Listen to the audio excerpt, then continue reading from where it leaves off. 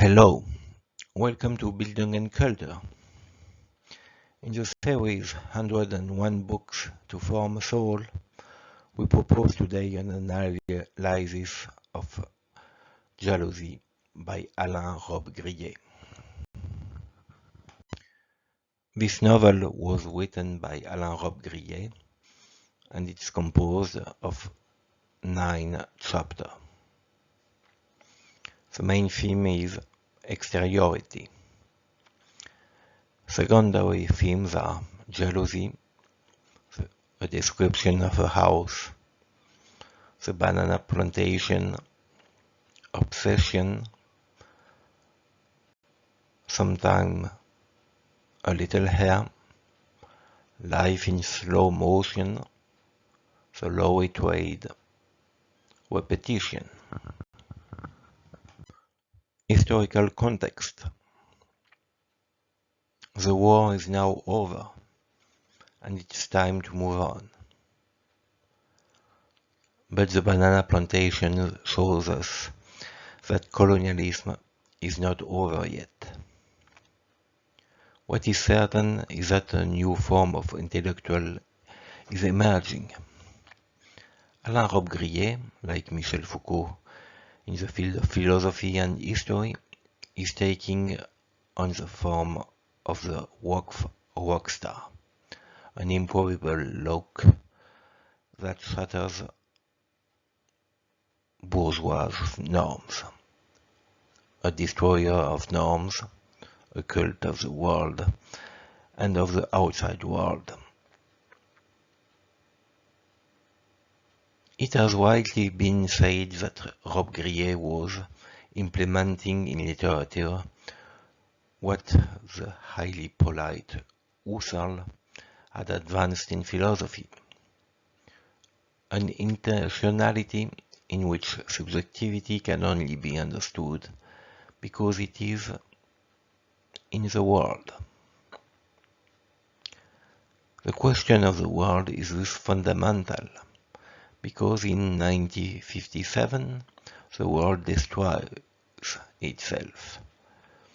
In France, it was the old General de Gaulle, the man who didn't understand 1968, who would be the gravedigger of the colonial order. Robbe Grillet, without being a militant of 1968, shows a new way of feeling the world and a modernity that is far more disturbing than bourgeois modernity. Desire in jealousy becomes sickly and obsessive,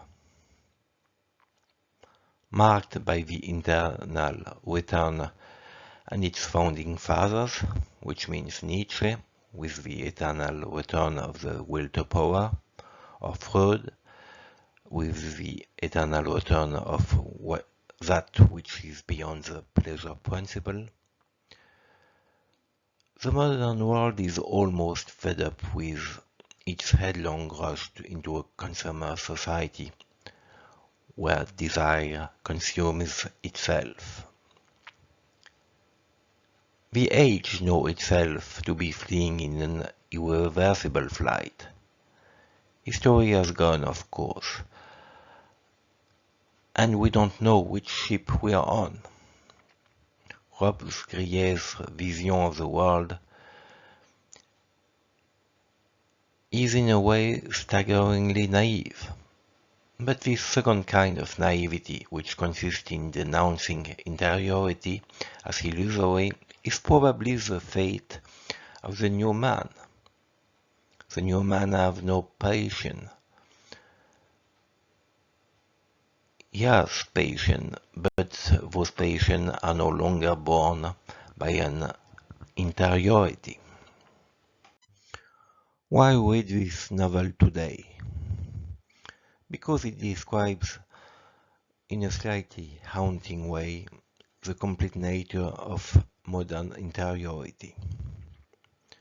Robbe Grillet answers the fundamental question: can the soul deal directly with itself, or does it need to pass through the world to do so?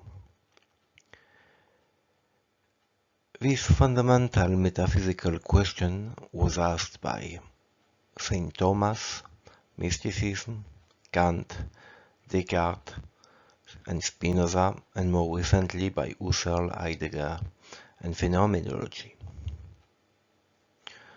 When you open a novel with the title Jealousy, you might expect to think, this is a book about psychology.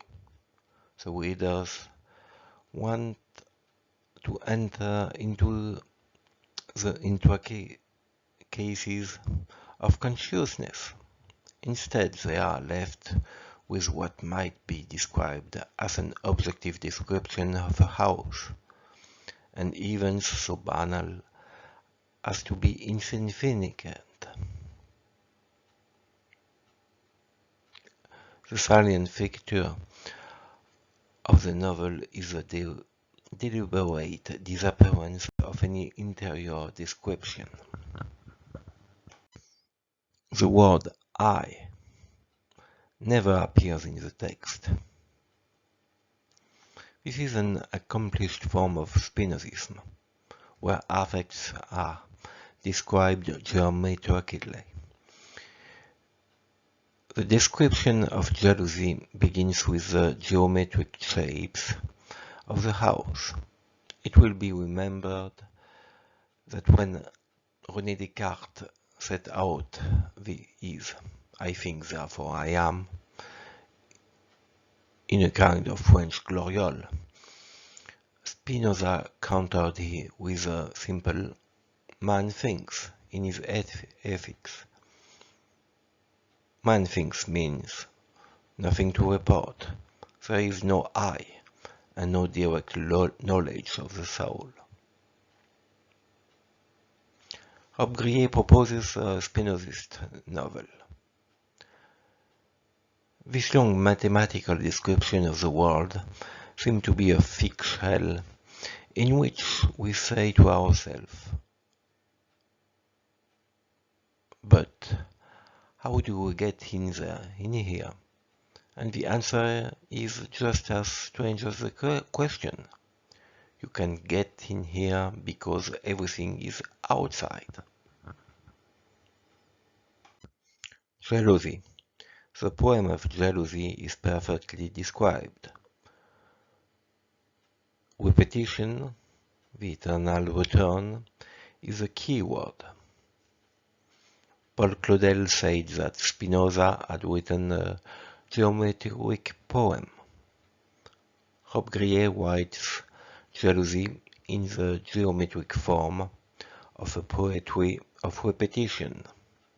He says, no doubt, it is always the same poem that continues. If sometimes the theme fades, it is only to return a little later, strengthened, more or less identical. However, these repetitions, these tiny variations, these cuts, these backtracks can give rise to modifications, albeit barely noticeable, that in the long run takes us a long way from the starting point.